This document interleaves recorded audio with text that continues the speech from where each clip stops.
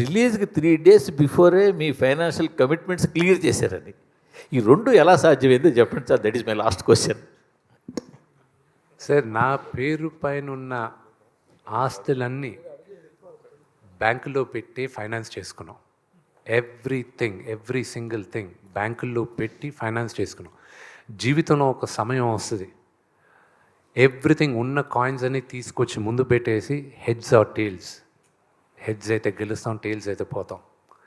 అది నాకున్న situation కన్నప్పలో. And దేవుడి దయ వల్ల ఇట్స్ ఓన్లీ శివలీల.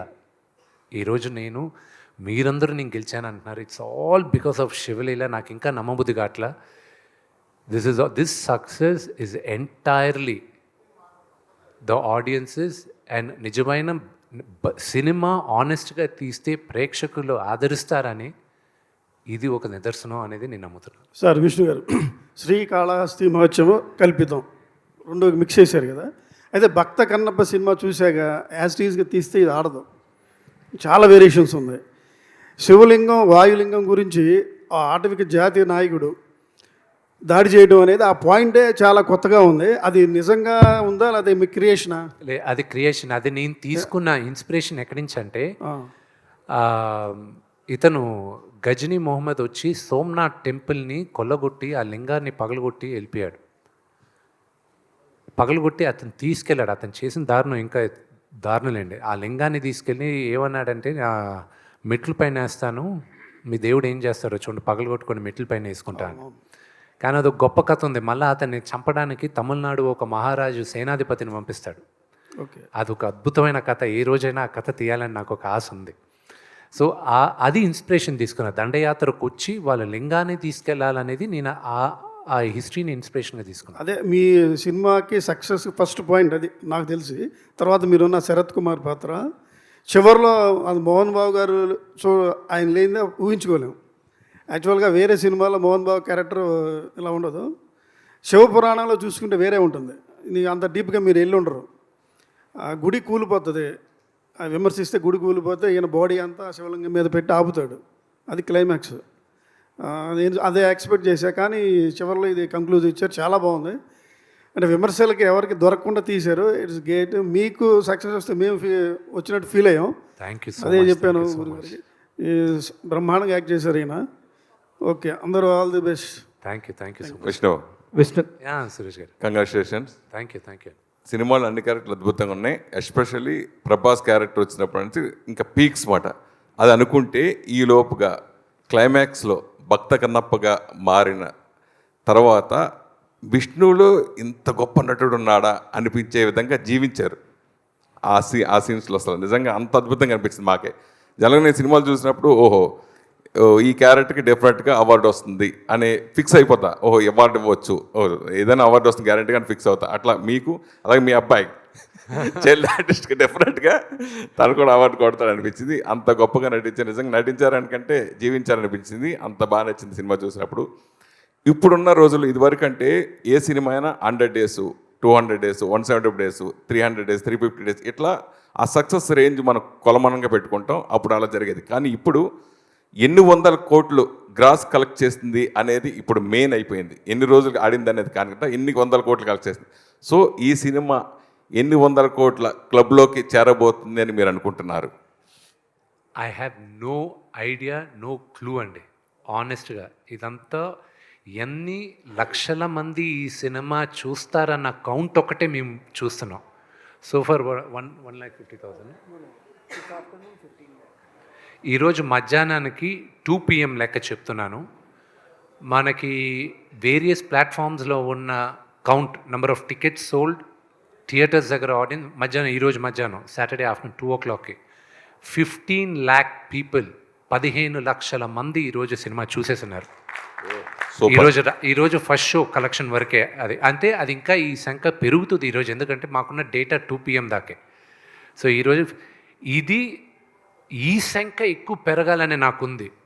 నాకు దీంట్లో డబ్బు మీరు నమ్మరు, టిల్ నౌ నాకు ఒకటే ఏంటంటే, నిన్న అన్నపూర్ణ డిస్ట్రిబ్యూషన్ సాయిబాబా గారు, దాని తర్వాత మైత్రి శశి గారు వాళ్ళిద్దరూ వచ్చి ఇది అడ్వాన్స్గా పెట్టుకోండి అని చెప్పి అన్నపూర్ణ సాయిబాబా గారు ట్రాన్స్ఫర్ చేశారు.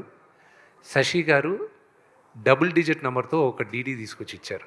సూపర్. ఓకే, ఇది అడ్వాన్సే కేవలం, ఇది ఫైనల్ కాదు మీకు, ఇది ఓన్లీ ఫస్ట్ అడ్వాన్సే అన్నారు ఆయన.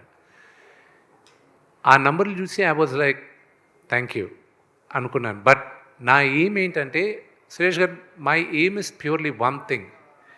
ఎంతమందికి నేను కన్నప్ప కథ నేను చెప్పగలను, that is my success. That's my only success. Money దేవుడి దయ వల్ల రేపు మంచి నాకు ఈరోజు ఒక గొప్ప ఆపర్చునిటీ ఇచ్చారు ప్రజలు, నాకు మంచి విజయాన్ని ఇచ్చారు. రేపు నేను అనుకున్న కథలు చేయడానికి నాకు ఇప్పుడు ఒక ధైర్యం ఉంది. నేను చేసేటప్పుడు డబ్బులు వస్తాయి, కానీ ఈ కథ వరకు నేను ఫస్ట్ ప్రెస్ మీట్లో చెప్పాను లాస్ట్ ఇయర్ జూన్లో, మళ్ళీ ఇప్పుడు చెప్తున్నా, 50 సంవత్సరాల తర్వాత ఈ తరానికి కన్నప్ప కథ చెప్పమని శివుడు నన్ను ఎన్నుకున్నాడని నేను నమ్ముతున్నాను. అదే నేను తీశానని నేను నమ్ముతున్నానండి. అదే ఈ సినిమాకి మీరు ఇప్పుడు డబుల్ డిజిట్స్ ఇచ్చారు, ముందుగా డీడీ ఇచ్చారు, ఇలా అకౌంట్ ట్రాన్స్ఫర్ చేస్తున్నారు. నిజంగా మీ ధైర్యానికి hats off. First of all ఓటీటీకి అమ్మకుండా మీ సినిమా ఉంచుకున్నందుకు. అది ట్రిపుల్ డిజిట్స్ ఇంకా గ్యారంటీగా మారుతుంది అనేది ఓపెన్ హార్టెడ్ బిజినెస్లో అందరికీ తెలుసు. అది అంతే. సరే, ఈ సినిమా మెయిన్ నాన్నగారి డ్రీమ్ కన్నప్ప సినిమా చేయాలనేది ఆయన ఎప్పటి నుంచో కళ. సో అది నెరవేర్చడం కోసం కొన్ని సంవత్సరాలు పట్టింది. సో ఇది అయిన తర్వాత సక్సెస్ని ఎలా నాన్నగారు ఎంజాయ్ చేశారు మీతోటి? దీంట్లో సంబంధించి ఏదైనా లోటుపాట్లు ఏదైనా అనిపించిందా? అంటే మా నాన్నగారు ఈ సినిమా ప్రేమించినంతగా నేను కూడా ప్రేమించలేదు. నాకు భయం వేసేది. ఆయన ప్రతిరోజు ఎడిటింగ్ రూమ్లోకి వెళ్ళి ఏ సినిమా నాకు పుట్టి బుద్ధిరిగి ఆయన ఎన్నిసార్లు ప్రతి భాష చూడడం, ప్రతి ఫ్రేమ్ చూడడం, నాకు భయం వేసేది. ఏంటి ఈయన ఇంతగా ప్రేమించేస్తున్నాడు, ఎలా హ్యాండిల్ చేయాలి ఏంటి అని. నాకు సురేష్ గారు, మీకు తెలుసు మన ఇండస్ట్రీలో ఏది గ్యారంటీది కాదు. Nothing is guaranteed in our industry. ఆయన ఎంతగా ప్రేమించేశాడు. ఒకవేళ గాడ్ ఫోర్బిడ్ అనుకున్న విజయాన్ని సాధించకపోతే ఎలా హ్యాండిల్ చేస్తాడు ఈయన అన్న టెన్షన్ ఉండేది నాకు. ఆయన ప్యూర్గా రిలాక్స్ అయ్యాడు. అండ్ నేను అన్నిటికన్నా థ్యాంక్స్ చెప్పాల్సింది శివబాలాజీ గారికి. ఎందుకంటే నేను మా నాన్న పక్కన ఉండలేకపోయాను. ఎందుకంటే నీ ప్రమోషన్స్కి తిరగాలి, నేనేం మాట్లాడాల్సి వచ్చేది, అన్ని పనులు నేనే చేయాల్సి వచ్చేది. శివానికి చెప్పాను, నాన్న ఎప్పుడు పిలిచినా పక్కన ఉండు, నువ్వు పక్కనే ఉండు నాన్న పక్కన. అలాగే బీవీఎస్ రవి గారికి, నేను శివాకి అండ్ ప్రభుదేవా గారికి, బ్రహ్మానందం గారికి, వీళ్ళందరికీ థ్యాంక్స్. బ్రహ్మానందం గారు, మా నాన్నగారు ఎంత టెన్షన్ పడారో అంతే టెన్షన్ బ్రహ్మానందం గారు పడారు. ఈ రోజుకి ఆయన ఎక్కడో షూటింగ్లో ఉన్నారు. ఆయన ఫోన్ చేసి, ఏరా ఎలా ఉంది, మ్యాట్నీలు ఎలా, అంకిల్ బాగానే ఉన్నాయి అంకిల్, పెరుగుతూనే ఉన్నాయి అంకిల్, నిన్నటికన్నా బాగా కనుక్కుంటున్నాను. ఇంకంతే. అది ఆయన మాట్లాడే మాటలు, ఆయన ఇచ్చే encouragement I can never forget. And Prabhas నిన్న మార్నింగ్ అతను పెట్టిన మెసేజెస్ కానీ ఏదైనా, నేను మళ్ళీ అతనికి పెట్టిన మెసేజెస్, ఇంత లవ్ ఐఎమ్ గెటింగ్. అండ్ చాలామంది మెసేజ్లు పెట్టారు. ఐ హ్యావ్ టు రేపు కూర్చొని చేయాలి, because I have over 1000 WhatsApp messages ఉన్నాయి, ఇంకా చూసుకోలే. ప్రతి ఒక్కరు నాకు the biggest one of the best phone calls నాకు వచ్చింది అల్లు అరవింద్ గారి దగ్గర నుంచి. అండ్ నాగార్జున గారు నాకు దేనికైనా రెడీకి ఫోన్ చేశారు.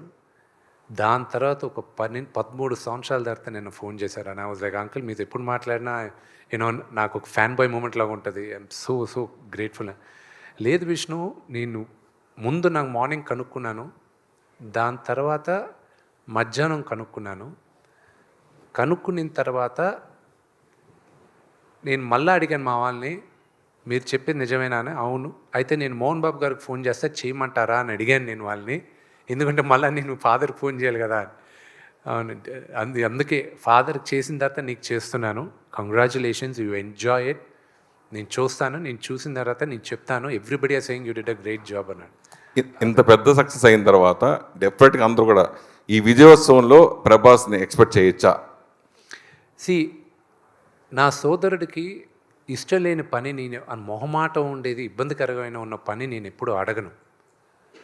బట్ ఐల్ సీ ఇంకా సక్సెస్ మీట్ కోసం ఇంకా నేను ఇంకా విఆర్ స్టిల్ ఇది కూడా సక్సెస్ మీట్ పెట్టమని డిస్ట్రిబ్యూటర్స్ అందరూ మాట్లాడితే నేను అన్నా లేదు ఇట్స్ టూ ఎర్లీ కదా అన్న లేదు మీరు అట్లీస్ట్ నేను థ్యాంక్స్ కాదు చెప్పాలనుకుంటున్నానంటే ఆ థ్యాంక్స్ మీట్ అయినా పెట్టండి అని so they can first thanks to all the media I'm really grateful మీరు ఈ మూవీకి నాకు సపోర్ట్ చేసిన దానికి I'm really grateful and the messages all of you have sent I'm really grateful. Kannappa ముందు మంచు విష్ణు వేరు, కన్నప్ప తర్వాత వేరు అనే విధంగా ఈ సినిమా మారిపోయింది. మీ బాడీ లాంగ్వేజ్ ఏంటి, ఇప్పుడు సక్సెస్ ఏంటి, మీ రేంజ్ ఏంటి అంతా మారిపోయింది. సో భవిష్యత్తులో మీరు ఎలాంటి సినిమాలు చేయాలనుకుంటున్నారు, అట్లాగే ఈ సినిమా మీరు ఎంతో కష్టపడ్డారు, మీకు ఎన్నో పాఠాలు నేర్పి ఉంటుంది కదా, ఆ విషయాల గురించి అడిగితే ఏం చెప్తారు?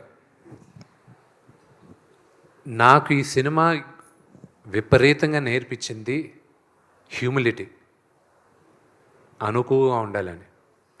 జీవితంలో కొన్ని ఇన్సిడెన్సెస్ నేర్పిస్తూ ఉంటాయి. I was rash, I was brash, నేను I'm not saying no. Mohan Lal గారితో the relationship I have that changed me as a human being also. So that is one of my biggest takeaways. ఆయన్ని చూసి నేను కొన్ని నేర్చుకున్నా, ప్రభువనంతో చూసుకొని నేర్చుకున్నా. Those are my biggest takeaways.